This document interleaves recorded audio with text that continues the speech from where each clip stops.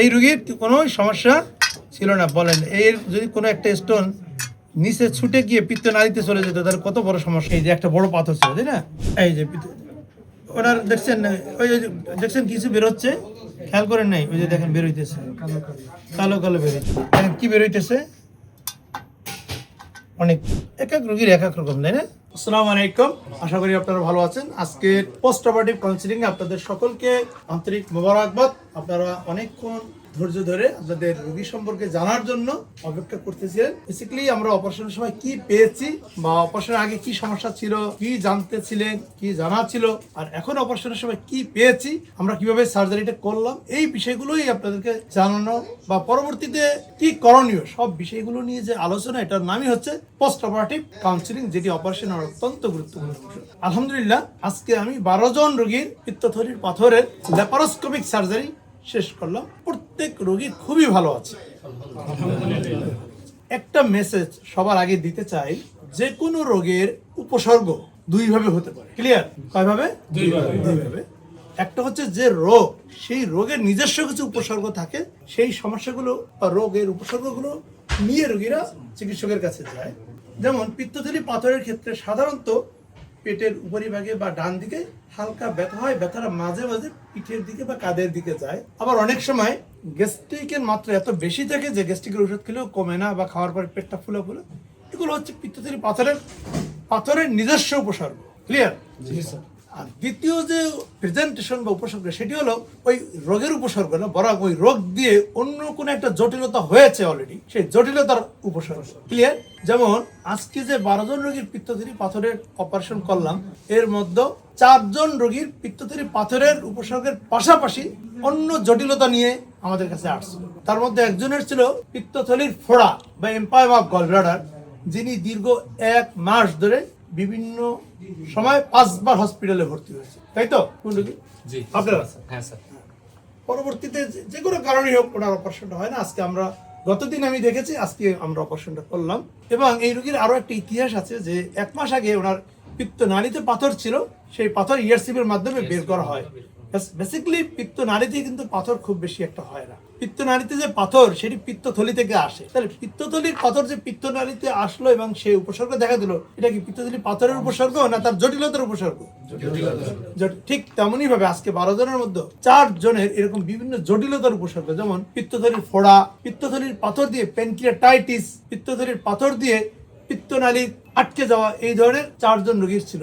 আমরা সবসময় যেটা বলে থাকি, যখন পিত্তথলিতে পাথর থাকে এবং সেই পাথর দিয়ে যদি উপসর্গ হয়, শুধু পাথরের উপসর্গ, তখনই সার্জারি বা চিকিৎসা করিয়ে নেওয়া উচিত। গোল্ড স্ট্যান্ডার্ড চিকিৎসা হচ্ছে ল্যাপারোস্কোপিক সার্জারি, অর্থাৎ আধুনিক চিকিৎসা। সে পেটের উপরিভাগে ছোট ছোট 3টা বা 4টা ছিদ্র করে পিত্তথলিটা বের করে আনা। আপনারা সবাই জানেন, আপনাদের সকল আত্মীয় স্বজনের আজকে যে অপারেশন করলাম, অপারেশন করার 6 ঘন্টা পরেই রোগী প্রায় এখন প্রায় 6 ঘন্টার মতো হয়ে গেছে, সবে বাসায় চলে যাবে।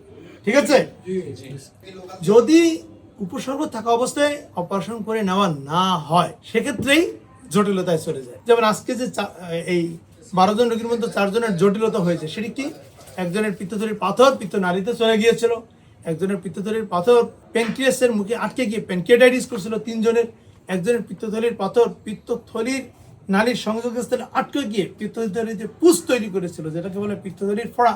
এটি হলো জটিলতার উপসর্গ। কিন্তু স্বাভাবিক যে উপসর্গ, ওই অবস্থায় যদি অপারেশন করে নেওয়া হয়, তাহলে কিন্তু জটিলতাগুলো হয় না।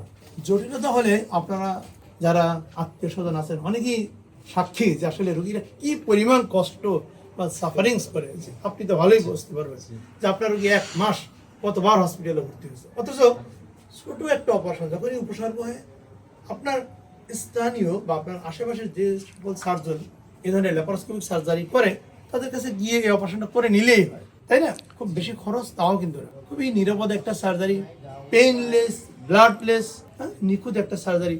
অপারেশনের পরে 6 ঘন্টা পরে রোগী বাসায় যায় এবং 2 দিনের মধ্যেই বাসার স্বাভাবিক কাজকর্ম সে করতে পারে, এবং যদি ভারী কাজ করে সেটাও খুব অল্প সময়ের ভিতরেই করতে পারে। হসপিটালে বেশি সময় অবস্থান করতে হয়। অথচ আমরা যে ভুলটা করি, বিভিন্ন কথা শুনি যে পিত্তথলি অপারেশন করার পরে রোগী জ্ঞান ফিরবে কিনা, রোগী আদৌ জীবনে খেতে পারবে কিনা, জীবনে পোলাও কোরমা খাবে না, এসব ভয়ে রোগীর অপারেশন করে না। পরবর্তীতে যেটা হয় জটিলতা, এবং সেই জটিলতা দিয়ে রোগী আমরা এমন পেয়েছি যে অনেকে মৃত্যুর দ্বার প্রান্তেও পৌঁছে যায় এবং অনেকে মারাও যায়।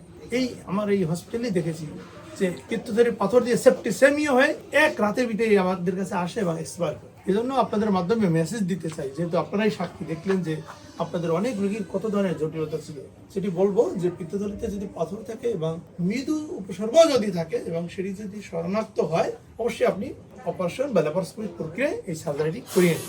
ঠিক আছে? এখন আমি এক এক করে আপনাদের সকলকে ডাকবো, যে রোগীর ক্ষেত্রে যখন ডাকবো সেই সামনে আসবেন, সেই ছবিটা। ঠিক আছে?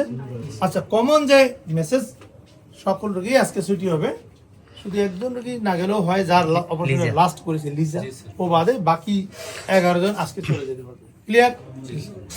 6 ঘন্টা যাদের যাদের হয়েছে, অর্থাৎ 6 ঘন্টা পরে সবাই স্বাভাবিক বা নর্মাল যে পানি দিয়ে খাবার শুরু করবে। যদি কোনো বমি না হয়, সমস্যা নয়, তারপরে সে একটু জাউ খাবে, সেমাই খাবে, সুজি খাবে, স্যুপ খাবে। তার 2 ঘন্টা পরে সে স্বাভাবিক খাবার শুরু করবে। আমরা যেটা বলি, অপারেশনের পরে প্রথম 7 দিন অতিরিক্ত তৈলাক্ত খাবার, যেমন খাসি, গরু, পোলাও, কোরমা, বিরিয়ানি, তেহরি, ডিমের কুসুম, অতিরিক্ত তৈল, ঘি, ডালডা দিয়ে কোনো খাবার না খাওয়াটাই বেটার। বরং এই সময়টুকু কম ঝাল মশলা দিয়ে শাক সবজি, মাছ, মুরগি খেতে পারবে। ঠিক আছে? বেশি করে পানি খাবে, আর যে মেডিসিনগুলো দেওয়া থাকবে সেই মেডিসিনগুলো খাবে। এই শেষ। 7 দিন পরে আপনাদের বাড়ির পাশে যে কোনো একটা ক্লিনিকে গিয়ে স্টিচগুলো কাটিয়ে নেবেন, আর যদি আমাদের আশেপাশে থাকেন কেউ, এখানে সেই স্টিচ কাটাবেন। ক্লিয়ার? পিত্তথলিটা এখন ওপেন করবো। ওনার নাম আমার নামেই নাম। হ্যাঁ, আমার হাজবেন্ড। কি সমস্যা ছিল? ওনার কোনো সমস্যাই ছিল না। তাই নাকি? উনি এমনিতে রেগুলার চেকআপ করতেছে, ধরা পড়ছে। আচ্ছা, তাহলে আপনারা দেখেন, রোগীর ওয়াইফের কাছ থেকে শুনলেন কোনো সমস্যা তার নেই। এমনি একটা তাহলে আমরা একটু দেখি যে ওনার পিত্তথলিতে কি ছিল। এমন পেশেন্ট যার কাছ থেকে শুনলেন কোনো সমস্যা নেই, একটু চেকআপে গিয়ে কি শোন, তাহলে আমরা দেখি যে ওনার পিত্তথলিতে কি ছিল।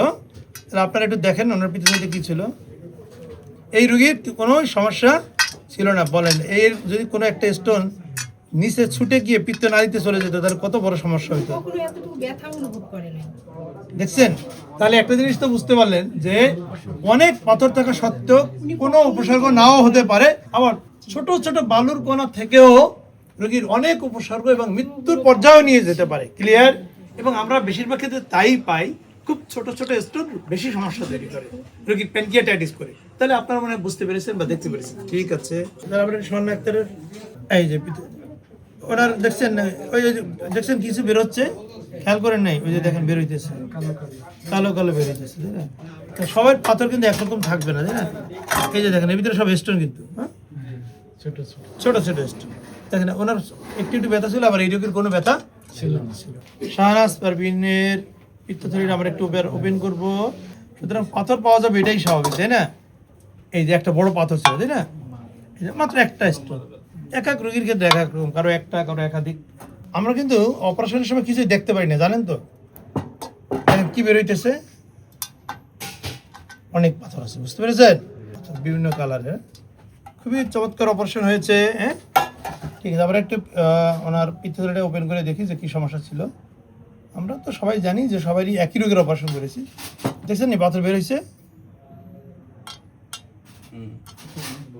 এক এক রোগীর এক এক রকম, তাই না? লাস্টটা থেকে হালকা একটু সমস্যা ছিল। এই যে এই যে দেখেন, পাথরগুলো খুবই ছোট। হ্যাঁ, আরো স্টোন আছে কিছু, এগুলো বের করে তার এত দেখা, এই যে স্টোন আটকে আছে, এই জন্য পেইন হইতে সম্ভবত। এই যে একটা স্টোন, পেইন হইতে, এই যে এই স্টোন একটা আটকে আছে, এই যে কেটেও বের করে যাচ্ছে না। এই স্টোনের কারণে মূলত পেইনটা হইতে, বুঝতে পারছি। এই যে এই যে আপনার পলিপ পলিপস ছিল স্যার, আমরা এই মাসের 4 তারিখ জানলাম। আচ্ছা, অনেকগুলো সমস্যা আছে। পলিপ আছে এই যে এই পলিপ, এটা হলো পলিপ। আর ছোট ছোট কিছু পাথর, এই যে কালো কালো দেখেন। জি জি জি জি। আমরা কিন্তু অপারেশন করার সময় বেসিক্যালি ভিতরে কি আছে এটা কিন্তু দেখা যায় না, শুধু অপারেশনের আগে আল্ট্রাসাউন্ডে দেখা যায়। আর আমরা এখন যে কেটে দেখছি এটাই না, এইটা বায়োপসিতে যাবে। এটা পলিপ ছিল তো, এটা বায়োপসিতে যাবে। এর ভিতরে সম্পূর্ণ পুঁজ দিয়ে ভরা ছিল। কি দিয়ে ভরা ছিল? পুঁজ। ওটা আমরা আগে বের না করলে এটা বের করে আনা সম্ভব ছিল না। আমরা আগে পুঁজটা বের করে, আর এই যে স্টোন এগুলো দেখছি। কিন্তু বড় সমস্যা ছিল ওনার অ্যাপেন্ডিক্সটা। দেখেন, অ্যাপেন্ডিক্সটা অনেক ফুলে মোটা হয়ে আছে। বায়োপসিতে পাঠাবো বেশি। ঠিক আছে? না, এটা আপনাদের এটা বক্সে দিয়ে দেবে।